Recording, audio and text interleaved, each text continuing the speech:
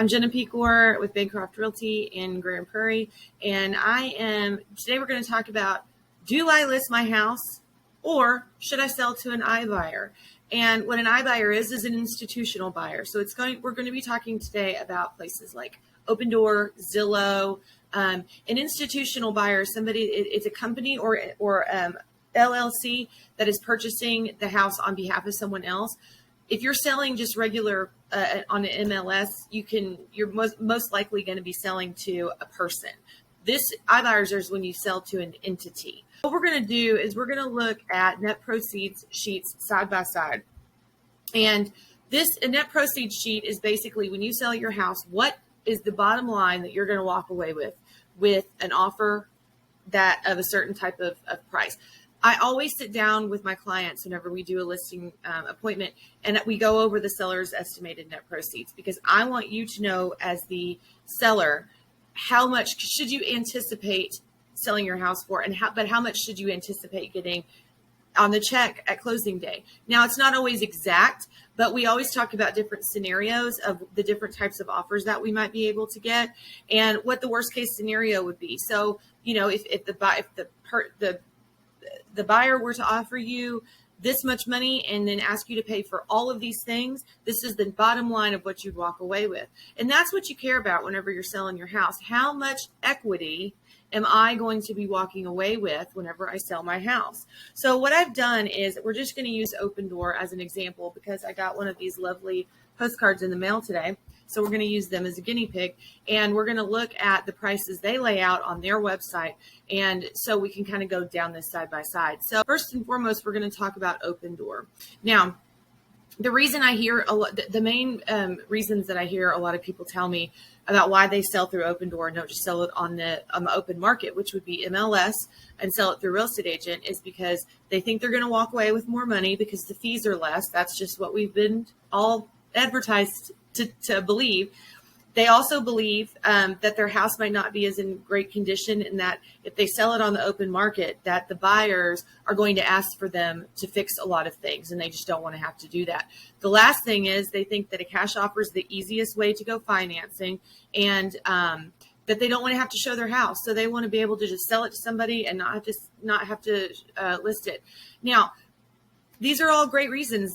You don't have to sell it through a real estate agent, but one of my biggest passions in my job is to protect your equity. So is it worth it to you if you're going to make $10,000 more to maybe list your house and show it to a few people? Or is $10,000 of your equity worth that to you?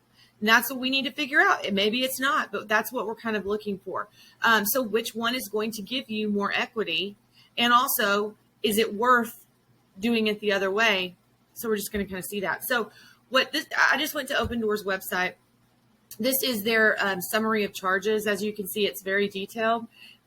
And so this is probably one of the biggest complaints or negative things that I hear about selling through a place that's an iBuyer is I wasn't familiar with what all the service charges were going to be beforehand.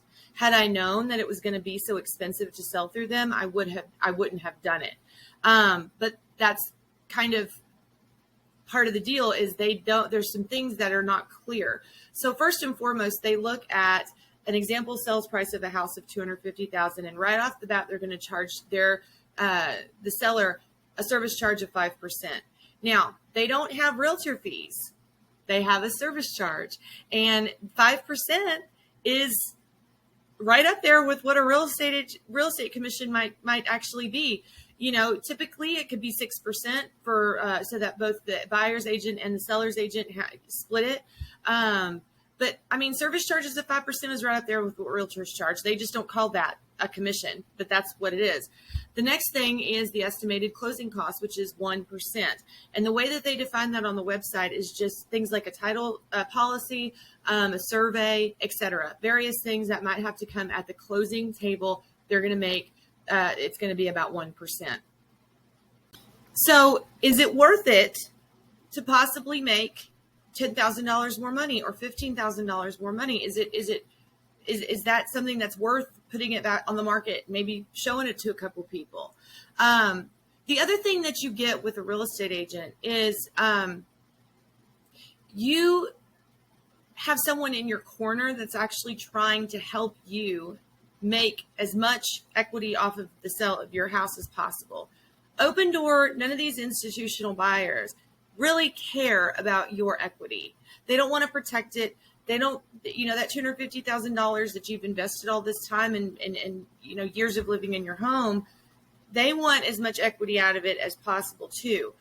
I, as a real estate agent, want you to keep your equity that you have paid money into on this house. So at the very least, if you're going to get a postcard like this in the mail and you think that it's just going to be easier, at least call a real estate agent and discuss it with them. You don't have to use a real estate agent. You can get a free consultation. I always sit down and we can do it. We can go through it together and kind of talk through what some of your options are. If you choose not to use me, choose not to use me. But I want to make sure that people are getting a fair shake in all this. The other thing I want people to understand is we're in a very, very weird situation when it comes to the market. House prices in Grand Prairie alone in the last 3 years have risen an average of $150,000 in 3 years. That's extraordinary. So what is happening is that people will see a number like 250,000. Let's say that they bought that house in 1985 for $75,000, and now they're getting an offer for $250,000, and they think to themselves, that's completely crazy. I can't believe anybody is going to give me that much money. And what about the crack that's in my ceiling? Or what about my bathtub that has been leaking for the past 10 months and I haven't taken care of it? What about this stinky floor in the living room that I have not replaced? Or what about all these things that I'm living in that this house needs all this work? No buyer is going to want to do any of that. And so they'll think 250,000 is fine. It's great. I don't want to be greedy. And I would say, but if your house is worth $300,000 and we're in a type of market where a buyer might not ask for that many repairs, why would you, as a person that owns that home, not want to get as much equity out of that house as possible? And getting the most equity out of your house is getting your investment out of your house. Okay, this is an investment into your future. You have invested into this property, and you should receive a return on your investment. That's why one of the main reasons people invest in real estate and don't just rent a property, they buy a property. So it's not greedy to want more money, even if the amount that you're seeing on that page is more than you ever thought your house would be worth. Your house is worth what what a buyer is willing and able to pay for it. So we want to make sure that you have somebody in your corner that can be on your side and that can make sure that all the equity that you've invested in your house goes with you when you sell your house, because you might be downsizing, you might be moving into a retirement community. You might need every single penny of that money. And I don't want to see institutional buyers benefit off of the equity that you have invested into your home. I want to make sure that you get everything that you possibly can. And I also want to make sure that the public is informed. It's not that it's bad to sell to an institutional buyer. Sometimes it's the best option.